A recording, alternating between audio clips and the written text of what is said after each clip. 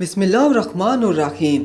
मैं उन्हें हमेशा भाभी कहकर पुकारता था। वो हमारे घर के करीब ही रहती थी और मुझे छोटा भाई समझती थी। मैं उनकी हर किस्म की माली ज़रूरत पूरी करता था। बच्चों के तालीमी खर्चात हों या घर की ज़रूरत की कोई चीज़, सब मेरी ज़िम्मेदारी थी। भाभी को बेवा की ज़िंदगी गुजारते हुए काफ़ी अरसा हो चुका था। उनके 3 बच्चे थे। गुजरते वक्त के साथ मैंने महसूस किया भाभी अक्सर उदास और गमगीन रहती हैं। मैंने उनसे उदासी की वजह दरियाफ्त की तो उन्होंने हमेशा हंसकर टाल दिया। ताहम मुझे अंदाज़ा हो चुका था कि कोई गम है जो उनको अंदर ही अंदर से खाए जा रहा है। और आखिर उन्होंने मेरे बेहद इसरार पर वो सब कुछ कह डाला जिसे वो एक अरसे से अपने अंदर छुपाए बैठी थी। और शायद इस तरह उन्होंने अपने दिल का बोझ हल्का कर डाला। उन्होंने अपनी ज़िंदगी की कहानी कुछ इस तरह बयान की। शहाब बहुत अच्छे शौहर थे, बहुत मोहब्बत करने वाले और मेरी हर ज़रूरत का ख्याल रखने वाले। शम्स मेरा देवर था। वो मुझे भाभी से ज़्यादा बड़ी बहन समझता था और मैं भी उसे छोटे भाई होने का दर्जा देती थी क्योंकि उसकी कोई बहन नहीं थी, यानी मेरी कोई नंद ना थी। इसीलिए वो हर बात मुझसे शेयर करता था, अपनी यूनिवर्सिटी की बातें सुनाता और अपनी यूनिवर्सिटी फेलो के मतलब बताता जिसे वो बहुत चाहता था। वो मुझसे अक्सर कहता था कि भाभी समीना के वालिदैन से बात करने के लिए आपको भेजूंगा और मैं मुस्कुरा देती। मेरी और शहाब की शादी को 5 साल हो गए थे। हमारे 2 बच्चे थे, एक बेटा और एक बेटी। हम अपनी ज़िंदगी में बहुत खुश थे। फिर वक्त ने रंग बदला और वो कुछ हो गया जिसका किसी को कोई तसव्वुर न था। मेरे शौहर का एक्सीडेंट हो गया और वो अपनी ज़िंदगी की बाजी हार गए। हमारे और शहाब के ख़ानदान में एक रस्म चलती आ रही थी कि जब किसी औरत का शौहर फौत हो जाता और उसका कोई देवर जो कंवारा हो उससे निकाह पढ़ाया जाता। शम्स मुझे अपनी बड़ी बहन की तरह समझता था। फिर वो अपनी यूनिवर्सिटी की एक लड़की से मोहब्बत भी करता था जिसका इल्म घर में सिर्फ मुझे था क्योंकि वो अपनी हर बात मुझे बताता था।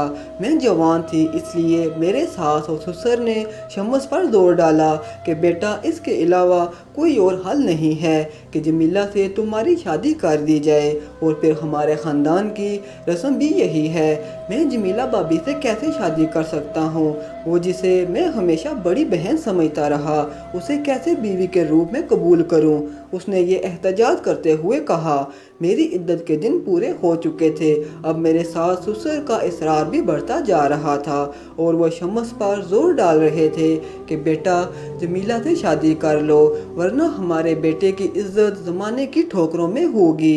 एक दिन उसके वालिद ने उसको समझाने की कोशिश की कि बेटा हम भी चाहते थे तुम्हारी शादी तुम्हारी मर्ज़ी से हो, लेकिन हालात इस बात का तकाजा कर रहे हैं कि तुम्हारी शादी जमीला से हो। खुदारा मुझे इस इम्तिहान में मत डालें। जब उसे यकीन हो गया कि उसकी जान छूटने वाली नहीं तो एक दिन उसने कह दिया कि मैं जमीला भाभी और उनके बच्चों की खातिर शादी नहीं करूँगा और सारी ज़िंदगी उनकी किफ़ालत की ज़िम्मेदारी उठाऊँगा, लेकिन खुदारा मुझे शादी के लिए मत कहें। ये कहते हुए शिद्दत जज्बात से शम्स का चेहरा सुर्ख था। मैंने दिल ही दिल में उसके जज्बात और एहसासात की दाद दी और उसकी इतनी बड़ी कुर्बानी पर मेरी आंखें भीग गईं। मेरे सास और ससुर यही कह रहे थे कि बेटा तुम जमीला से शादी कर लो वरना लोग तरह तरह की बातें बनाएंगे और हमारे ख़ानदान की इज्जत खाक में मिल जाएगी। वालिदैन के अलावा जब उसके रिश्तेदारों ने भी ज़ोर दिया तो वो मजबूर हो गया।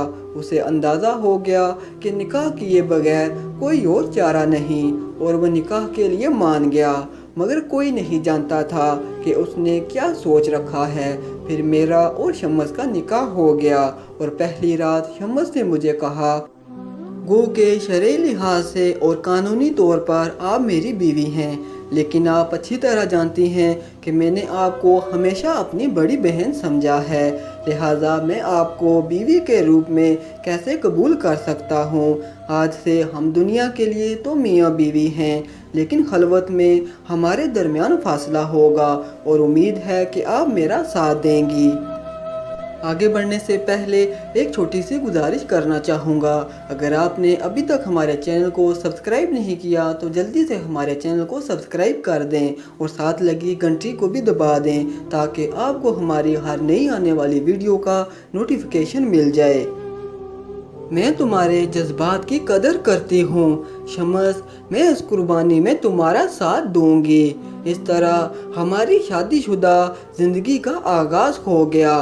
दुनिया की नज़र में तो हम मियाँ बीवी थे, मगर हकीकत में हमारे दरमियान एक ऐसा रिश्ता था जो एक बहन भाई के दरमियान होता है। शम्स को एक फैक्ट्री में जॉब मिल गई थी। क्योंकि वो बज़ाहिर मेरा शौहर था, इसलिए मैं सबके सामने उसे अदब और एहतराम से बात करती। हमारी शादी को 1 साल गुजर गया और बच्चे की कोई उम्मीद नज़र ना आई तो सास और ससुर को फ़िक्र होने लगी। ससुर ने शम्स को अपना चेकअप करवाने को कहा। इस मामले में मुझ पर कोई इल्ज़ाम नहीं लगा सकता था कि मैं बांझ नहीं थी, क्योंकि शहाब से मेरे 2 बच्चे थे। किसी को कोई क्या बताता शम्स ने कितनी बड़ी कुर्बानी दी थी। वक्त गुजरता रहा और हमारे यहाँ औलाद ना हुई। कोई और होती भी कैसे, फितरती तगाज़ा पूरा नहीं हो रहा था। मेरी सास रवायती तरीके इख्तियार करती हुई औलाद के लिए अपने बेटे को तावीज़ वगैरह ला कर देती, लेकिन हम दोनों जानते थे कि ये सब बेसूद था। वो मेरी ज़िंदगी का बदतरीन दिन था जब मैं अपने वालिदैन के घर दूसरे शहर आई हुई थी। मेरी एक पड़ोसन का फ़ोन आया कि तुम्हारे शौहर शम्स ने खुदकुशी कर ली है। मुझे यकीन नहीं हो रहा था इतना मजबूत शख्स खुदकुशी भी कर सकता है। मैंने फ़ौरन बच्चों को साथ लिया और घर आ गई। घर में कोहराम मचा हुआ था। मेरे सास और ससुर, जिनके एक बेटे का एक्सीडेंट हो गया था और उसमें उसकी मौत हो गई थी, और दूसरे ने खुदकुशी कर ली, शदीद गम से निडाल थे। मेरे सास भी बेहोश हो चुकी थी और ससुर भी जवान बेटे के गम में नोहा के ना थे। शम्स की तदफीन के चंद रोज़ बाद मैं अपने कमरे में बैठी थी, शम्स के बारे में सोच रही थी कि अचानक मैंने अपनी बेटी के हाथ में अपनी डायरी देखी। मैंने फ़ौरन ले ली। उस डायरी में मेरे शब रोज़ दफन थे। मैंने डायरी खोली और अपना माजी पढ़ने लगी कि अचानक ठटक कर रुक गई। मैंने देखा कि शम्स का लिखा हुआ कागज़ पड़ा हुआ है। मैंने पढ़ना शुरू कर दिया। जमीला इंसान हुआ कितना ही अपने जज्बात और एहसासात का गला घोंट दे, लेकिन कहीं ना कहीं वो हार जाता है। मैंने अपने जज्बात की कुर्बानी दे डाली, लेकिन दुख की बात यह है कि तुमने हमारे रिश्ते को पामाल कर दिया। गंदगी को चाहे जितना भी छुपाओ, लेकिन उसकी बदबू अपनी मौजूदगी का एहसास दिलाती है। गुनाह की दलदल में फंसने से पहले मेरा नहीं तो अपने बच्चों का ही ख्याल कर लेती। मैंने अपनी ख्वाहिशात की कुर्बानी इसलिए नहीं दी थी कि तुम मुझे ज़माने की नज़रों में रुसवा कर डालो। तुमने मुझसे वादा किया था कि तुम मेरा साथ दोगी। अगर मैं आज ज़िंदा होता तो मुझे 2 कत्ल करने पड़ते, एक तुम्हारा और एक तुम्हारे उस आशना का। इस तरह मैं तो जेल जाता, लेकिन मेरे ख़ानदान की इज़्ज़त भी हाक में मिल जाती। इसलिए मैं खुदकुशी कर रहा हूँ। अफसोस तुम मेरी मोहब्बत की कदर नहीं कर सकी। हद पड़ते ही मेरी आंखों से आंसुओं की लड़ी बन गई।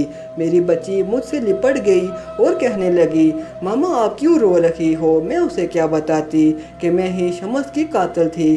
पता नहीं शम्स को मेरे गुनाह का इल्म कैसे हो गया।